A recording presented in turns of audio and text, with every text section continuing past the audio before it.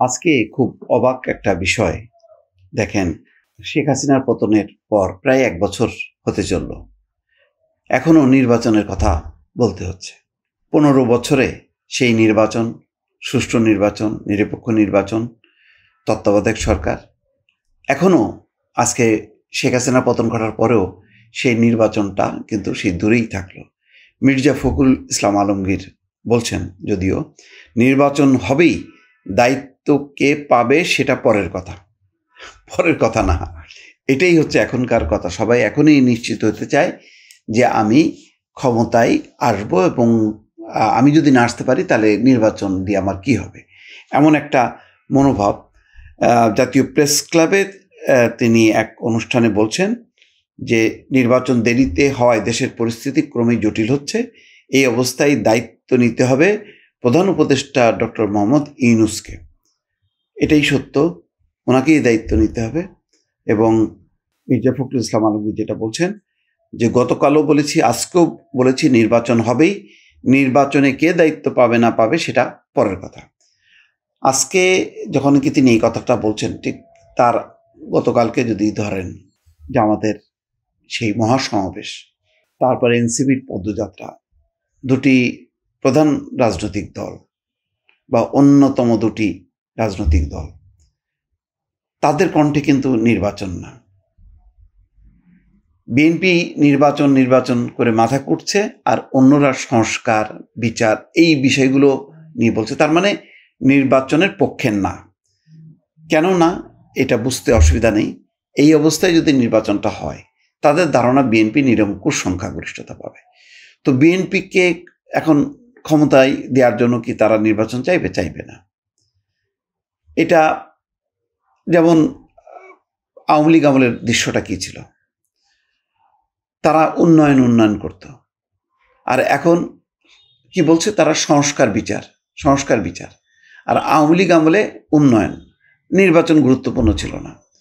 নির্বাচনটা যেহেতু ক্ষমতায় ছিল, নির্বাচনের সময় আসলেই তারা আর ওই প্রকৃত যে নির্বাচন বা ভোট সেটা আর দিত না। তার মানে একটা নির্বাচন বিরোধী শক্তি ছিল আওয়ামী লীগ। আজকে দেখেন, ঘটনাক্রমে যে জামাত বিএনপি নির্বাচনের দাবিতে আন্দোলন করলো, সংগ্রাম করলো, তারা জানে যে নির্বাচন হইলে শেখ হাসিনার পতন ঘটবে এবং ক্ষমতার পরিবর্তিত পরিস্থিতিতে বিএনপি জামাত ক্ষমতায় আসবে।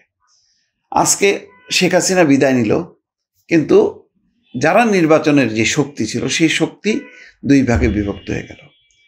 এক পক্ষকে চিৎকার করতে হচ্ছে নির্বাচন বলে, আরেক পক্ষ নির্বাচন না, নির্বাচনের বদলে তারা স্থানীয় নির্বাচন, সংস্কার, বিচার, এটা সেটা বলছে। যত সময় গড়াচ্ছে পরিস্থিতি খারাপ হচ্ছে।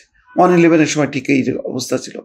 প্রথম কয়েক মাস খুব ভালো চলল, তবে আইন শৃঙ্খলা পরিস্থিতি যথেষ্ট ভালো ছিল, কিন্তু তারপরও দুর্নীতি এবং অন্যান্য অর্থনৈতিক পরিস্থিতি এমন জায়গায় গেল যে ছেড়ে দে মাকে দেবাছি, তাড়াতাড়ি তারা নির্বাচন দিয়ে পালালো।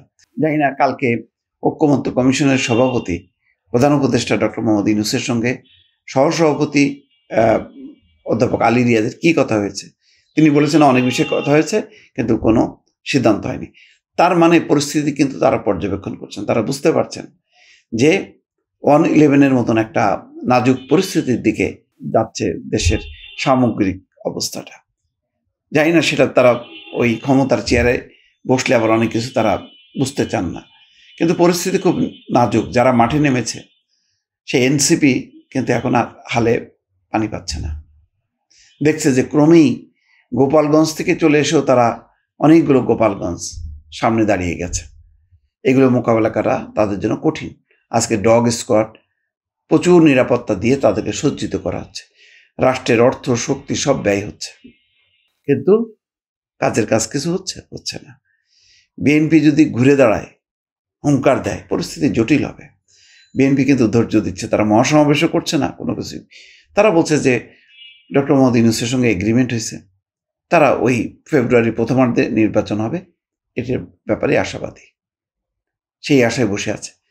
কিন্তু যদি নির্বাচনটা অনিশ্চয়তার একটা পরিস্থিতি তৈরি হয়, তাহলে তারাও যদি মাঠে নামে, আবার জামাত এনসিপিও যদি মাঠে নামে, তাহলে পরিস্থিতি কোন দিকে যাবে?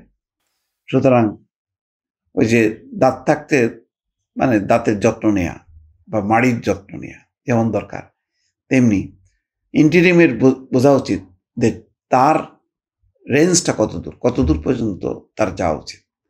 এখন ওই যে যেটা মির্জা ফখরুল ইসলাম আলমগীর যে কথাটা বলেছেন যে মানে এই অবস্থায় দায়িত্ব নিতে হবে প্রধান উপদেষ্টা অধ্যাপক মোহাম্মদ ইউনূসকে। আসলেই তাই, একমাত্র উনিই কিন্তু সিদ্ধান্ত নিয়ে ঘুরে দাঁড়াতে পারেন। বলছেন যে এনাফ ইজ এনাফ, এখন বাবা নির্বাচন দিয়ে আমরা নিজ নিজ পেশায় সন্তুষ্ট, আমার শাসন কাজ পরিচালনা করা আমাদের দায়িত্ব না।